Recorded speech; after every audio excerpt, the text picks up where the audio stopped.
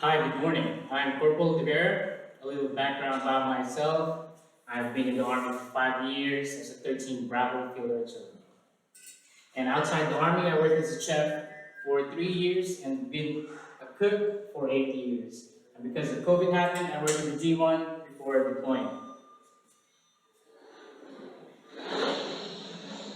This class is unclassified. Risk assessment is we are in a classroom setting, so it is low. Purpose The purpose of this class is what servant leadership is and how to become a servant leader and how to become a better leader. Agenda. The agenda today is 5 W's and an H of servant leadership, and it's 10 characteristics and ways to become a better servant leader. What is servant leadership? Servant leadership is first coined by Robert K. Greenleaf in his 1970s essay, The Servant as a Leader. And in his essay, he said, it begins with a natural feeling that one wants to serve. The conscience brings one to aspire to lead. Who? Who is a servant leader? A servant leader is all the NCO in the Corps. And to prove that my statement is right, it is already on the NCO creed on the second paragraph. I know my soldier, and I will always place their needs above my own. Next slide. A few iconic people in history who was servant leaders are Martin Luther King. King did not always want to be leader of the civil rights movement in the United States, but he just knew that there was a need for equality by putting other people's needs first. He was able to leave a legacy which provides that anyone can make a difference through a humble serving perspective through to today. Some of King's speeches are still listened to regularly as people see them as having a ring of truth in it. Next. Nelson Mandela, standing before his people, Mandela said that he was a humble servant with a passion for his people and that he desired to see them enjoy equality.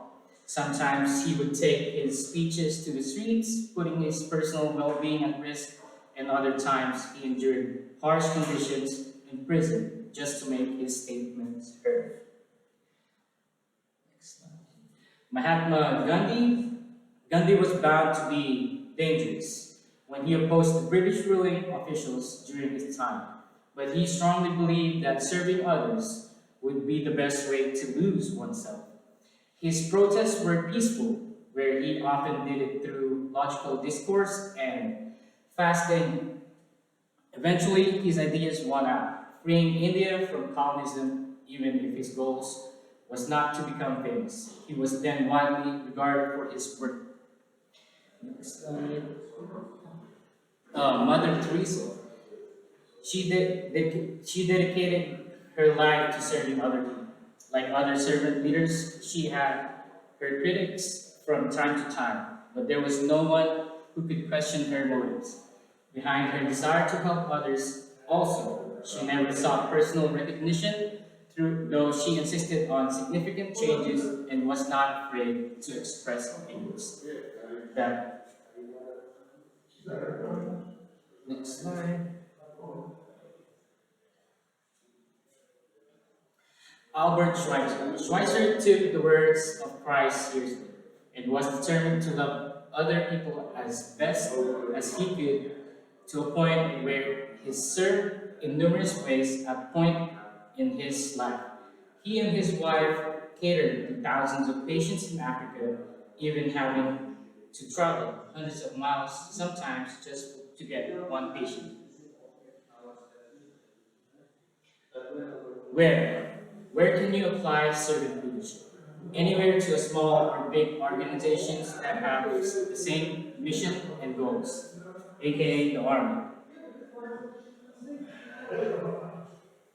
When apply servant leadership? You apply servant leadership the first day you join an organization. Why? Why pick servant leadership as your style in the 7 leadership styles that the Army have? Servant leadership has the most balance in all of them. Having a better understanding of each member, knowing their strengths and weaknesses, brings cohesion where infighting does not occur.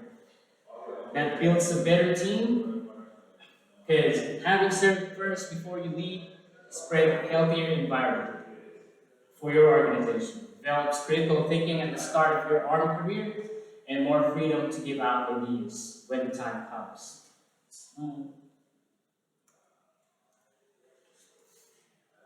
How? How to become a better servant leader? It's by understanding and embodying the 10 characteristics of servant leadership. Slide. The 10 characteristics of servant leadership. Listening. To be a good listener, Rabbi Abraham Joshua once said, to be a human is to be involved, to act and to react, to wonder and to respond. Mankind will not perish for want of information, but only for want of appreciation. A servant leader should be a good listener, especially an active listener, where a lot of questions are also asked. A good servant leader should understand a verbal or non-verbal cue in order to effectively discern the true needs that needs to be met. Empathy. An effective sympathetic leader is one that identifies with the concerns of others to better understand them and lead.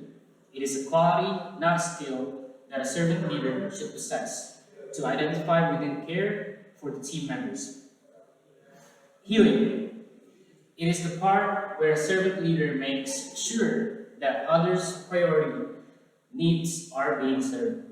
As a servant leader does not take in the stress the people rather than a servant leader acts as the advocate in naming and recognizing the problem to help people resolve their conflicts on their own. Awareness is the ability to see things as they are that involves awareness of self as well as awareness in the things around you. Persuasion. Seeking to convince rather than pulling rank is one of the clearest distinctions between authoritarian leadership and servant leadership. Persuasion is an honest and healthy process where the leader takes the risk to go out ahead to show the way. Conceptualization is the ability to look at a problem or the mission of an organization beyond day-to-day concerns. The servant leadership should strive to keep the vision, the mission, and the long-term goals of the organization. Always in mind through the practice of conceptualization, it means to encourage others to also add their own dreams, add their own insights, and their own interpretation. Foresight. Conceptualization, awareness, and foresight are closely interrelated. That by having these characteristics, you can view the likely outcome of the given situation. Foresight is the combination and understanding of lessons learned in the past, the realities of the present, and the consequences of the future. Stewardship. From the word itself, stewardship means taking responsibility for the actions and performance of your team. Commitment. Commitment to the growth of people. A servant leader becomes that people have an intrinsic value and they treat them accordingly. Therefore, the servant leader will do everything in his power to nurture the personal, spiritual, and professional growth of his people. Building community. The servant leader provides opportunities for the people, not just within his team, but across the organization, to interact with one another, but it is not limited to work-related subjects, but also non-work-related. subjects. Working together while respecting the dignity of one another and providing service to the world. Through your work is building a community. Conclusion. At this point in time, we already have talked about what, who, where, when, why, and how to become a servant leader, and its 10 characteristics. As an upcoming non-commissioned officer at Corps, and my 3 years experience as a chef and a year working for the G1, I have naturally adopted to the servant leadership style. In leading my squad in and out of the army, and the characteristics of servant leader gave the balance and the solution to all situations that I have encountered. That made me a good leader today, instilling what the army lives by, correlating to my leadership style, made my team in the civilian side and in the army side the better.